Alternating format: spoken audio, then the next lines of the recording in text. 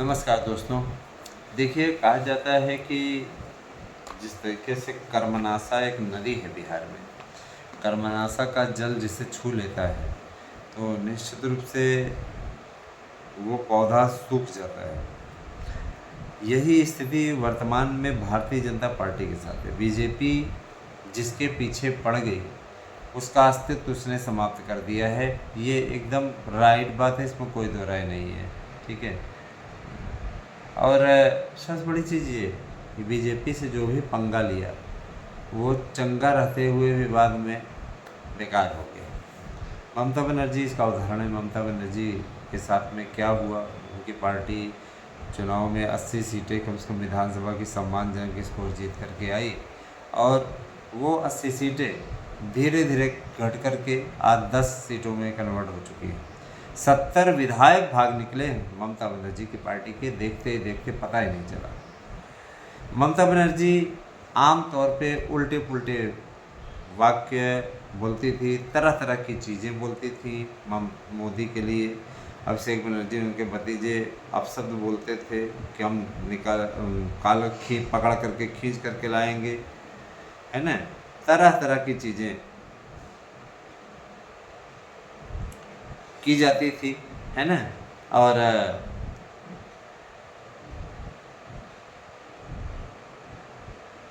बाद में ममता का क्या हाल हुआ वो आपने भी देखा, सबने देखा। तो दोस्तों, निश्चित रूप से राजनीति में कभी भी किसी को धमकी वाली चीज़ नहीं करनी चाहिए, क्योंकि आज आप हैं तो कल कोई और है। लेकिन कल जो अगला आया हुआ है वो जल्द हटने का नाम नहीं ले रहा है ना। तो भैया, निश्चित तौर पे इस समय बीजेपी अपने शिखर पर है। कुछ लोगों ने सोचा था 240 सीटें पाई है, धीरे धीरे बीजेपी कम होती चली जाएगी, हम बढ़ जाएंगे।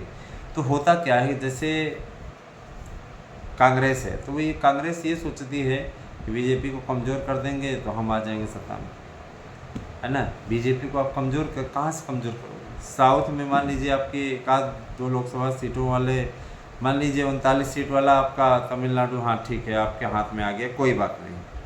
लेकिन तमिलनाडु में अगली बार विजय को कांग्रेस के साथ में कोई एक्सेप्ट कर पाएगा, ये भी तो बड़ी चीज़ है। कांग्रेस के साथ में विजय को कोई एक्सेप्ट कर पाएगा, ये भी तो बहुत बड़ी चीज़ है। इतना आसान नहीं होता है ना। कांग्रेस को जनादेश नहीं मिला था, कांग्रेस को वहाँ के लोगों ने रिजेक्ट कर दिया था, है ना। लेकिन फिर भी वो सत्ता में आई, कैबिनेट मंत्री भी बना, राज्यसभा की सीट भी पा गई। तो ये विजय की कृपा से है। तो जनता इस चीज़ को लेकर के नाराज़ है। अन्नामलाई ने नई पार्टी बना ली है। अन्नामलाई कांग्रेस को और बीजेपी को सबसे दूरी बना करके अलग ही आंदोलन खड़ा कर रहे हैं, जिनको उनको समर्थन मिल रहा है ज़बरदस्त तरीके से। आने वाले समय में विजय के टक्कर में वो रहेंगे ज़रूर। और सूत्र ये भी कह रहे हैं कि बीजेपी से उनका गठबंधन हो जाएगा बाद में, है ना। पहले यहाँ जीते हैं, उसके बाद में बीजेपी को शामिल कर। कहने का मतलब एक देखिए, यहाँ पर समाजवादी पार्टी, पहले बसपा, आपको याद होगा कि बसपा ने भाजपा से बहुत पंगा लिया था। सवर्णों पर ढेर सारे मुकदमे दर्ज कराए थे, है ना। सवर्ण नेताओं को जेल में डाल दिया था, तरह तरह की चीज़ें थी ना। लेकिन बाद में स्थिति ऐसी हुई कि बसपा ऐसी मिटी कि आज बसपा का एक विधायक दिखाई देता है, वो भी व्यक्तिगत छाप की वजह से जीत गया। इसलिए बीजेपी से महाराष्ट्र में, मैं पहले फ्लैशबैक में चलूँगा, उसके बाद यूपी पे आऊँगा। तो महाराष्ट्र में एक दल टकराया था, उसका नाम था शिवसेना। शिवसेना उद्धव ठाकरे ने भाजपा की बनी बनाई सरकार में पलीता लगाते हुए कांग्रेस से समर्थन लेकर अपनी सरकार बना ली थी।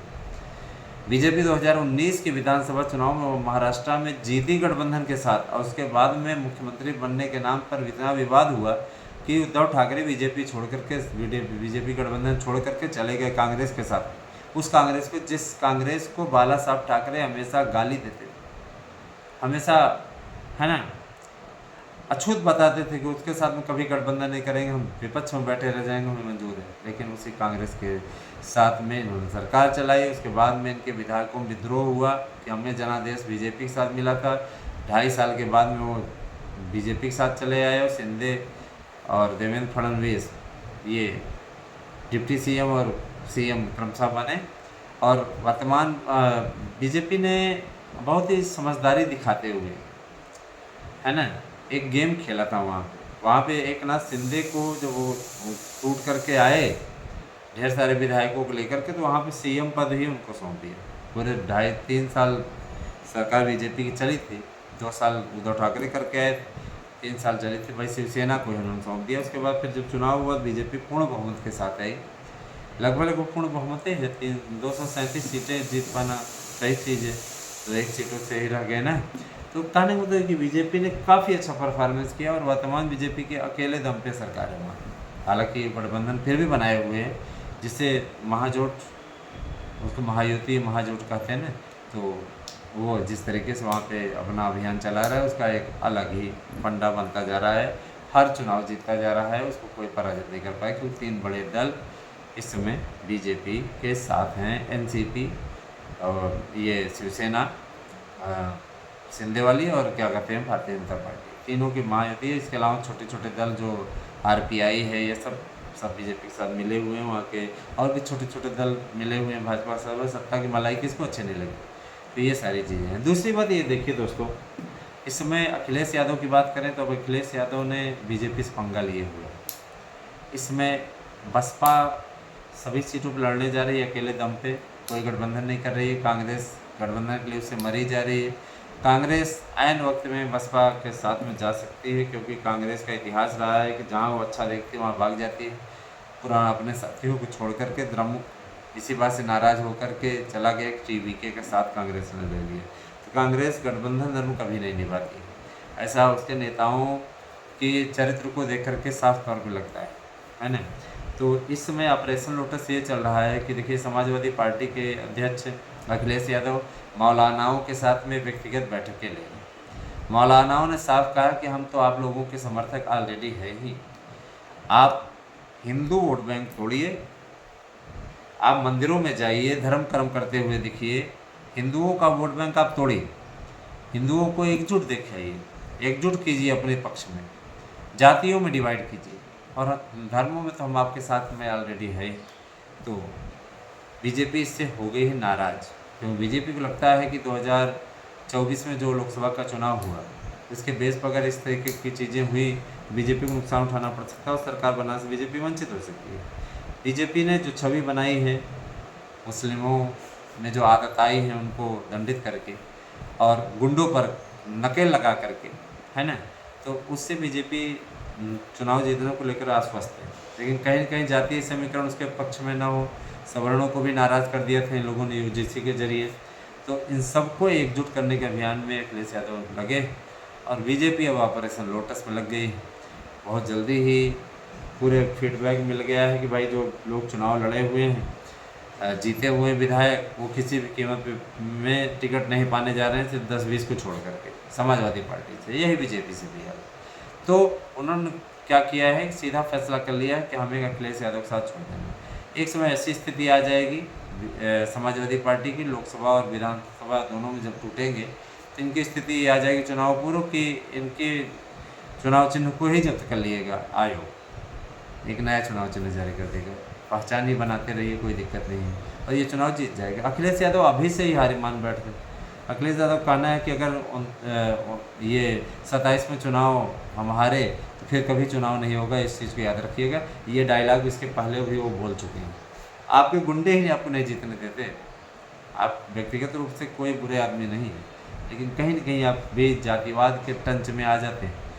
आपके समय में खास विशेष जाति वालों को सहयोग मिलता है ज़्यादा, तो ये चीज़ें नहीं होनी चाहिए। मुसलमानों को, मुसलमान अपने आप को मुख्यमंत्री ही मानता है, ये सब चीज़ें नहीं होनी चाहिए। फिलहाल ऑपरेशन लोटस के कारण से अखिलेश यादव सकते में कहीं हमारी पूरी पार्टी ने कब्जा हो जाओ, यही होने जा रहा है। अखिलेश यादव की पार्टी का अस्तित्व खतरे में है। ऑपरेशन लोटस सक्रिय हो चुका है उत्तर प्रदेश में, जल्दी ही समाजवादी पार्टी कई धड़ों में बटी हुई दिखाई देगी और अखिलेश को ये नहीं समझ में आएगा, जिससे 2017 के विधानसभा चुनाव में समझ में आया कि हम अपनों से लड़ें, किस भाजपा से लड़ें, कि बसपा से लड़ें। ठीक है, बहुत विकट स्थिति में थे ना। तो बने रहे हमारे साथ में, ज़रा सा कमेंट करके अवश्य बताएं आप क्या सोचते हैं। क्योंकि हमारी अपनी सोच है, हम आप लोगों तक सही जानकारी ले आने का प्रयास करते हैं और यही हो रहा है ऑपरेशन लोटस के अंतर्गत। अब देखिए आगे क्या होता है। Thank you.